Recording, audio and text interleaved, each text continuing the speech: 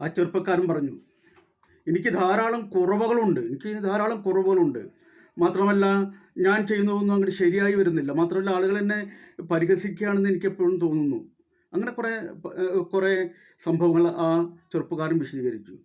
അപ്പോൾ അത് കേട്ടപ്പോൾ ബ്രൂസിലി പറഞ്ഞു, സ്നേഹിത, എനിക്ക് 5 അടി 6 ഇഞ്ച് ഉയരം കഷ്ടിച്ചേ ഉള്ളൂ.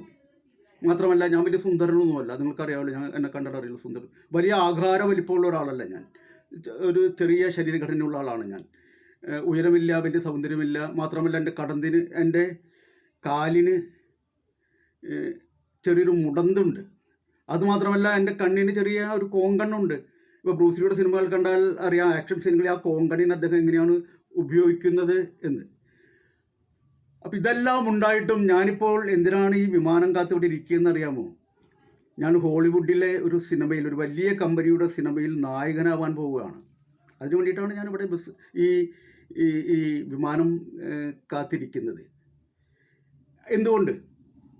എൻ്റെ കുറവുകളേക്കാൾ ഏറെ ഉയരത്തിലാണ് എൻ്റെ മികവുകൾ. ഞാൻ ലോകമറിയുന്ന ഒരു കരാട്ടെ കുൻഫു ചാമ്പ്യനാണ്. മനസ്സിലായോ? ആ മികവ് അവർ തിരിച്ചറിയുന്നു. അതുകൊണ്ടാണ് എന്നെ അവർ സിനിമയിൽ നായകനാക്കി തിരഞ്ഞെടുത്തത്. ഇത് കേട്ടപ്പോൾ ആ ചെറുപ്പക്കാരൻ ആകെ അമ്പരന്ന് പോയി. ബ്രൂസിലി വീണ്ടും ചോദിച്ചു, എനിക്കിതെല്ലാം കഴിയുമെങ്കിൽ പിന്നെ എന്തുകൊണ്ട് നിങ്ങൾക്ക് കഴിയില്ല? നിങ്ങൾ ശ്രമിച്ചിട്ടില്ല, അതുകൊണ്ട് നിങ്ങൾക്ക് കഴിഞ്ഞിട്ടില്ല. എന്തുകൊണ്ട് കഴിയില്ല? അപ്പോൾ ആ ചെറുപ്പക്കാരൻ കുറച്ചു നേരം ബ്രൂസിലിയെ നോക്കിയിരുന്നു. പിന്നെ കണ്ണുനീരോടെ അദ്ദേഹത്തിൻ്റെ കയ്യിൽ പിടിച്ചുകൊണ്ട് പറഞ്ഞു, സ്നേഹിത, നിങ്ങൾ എൻ്റെ ജീവിതം രക്ഷിച്ചു.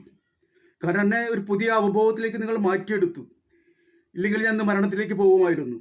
ഇന്നു മുതൽ ഞാൻ ജീവിതത്തിലേക്ക് നടന്നെടുക്കുകയാണ്, കൂടുതൽ ശക്തമായി നടന്നെടുക്കുകയാണ്. കാരണം മരണം ദുർബലമാണെന്ന് എനിക്ക് മനസ്സിലായി. അങ്ങനെ പറഞ്ഞുകൊണ്ട് ബ്രൂസിലിയോട് നന്മകൾ നേർന്നുകൊണ്ട് അദ്ദേഹം തിരിച്ചുപോയി. അദ്ദേഹത്തിന് പിന്നെ എന്തായിത്തീർന്നു എന്ന് നമുക്ക് ഇപ്പോൾ ചരിത്രത്തിൽ അങ്ങനെ കുറിച്ച് പറയുന്നില്ല. പക്ഷെ ബ്രൂസിലി ലോക സിനിമയുടെ ആരാധ്യനായിട്ടുള്ള, അനിഷേധ്യനായിട്ടുള്ള, കിരീടം എന്നും തലയിൽ നിന്ന് ഇറക്കാത്ത ജേതാവായി. എൻ്റെ കുട്ടിക്കാലത്ത് ഞാൻ ബ്രൂസിലിയെക്കുറിച്ച് കേട്ടിട്ടുണ്ട്.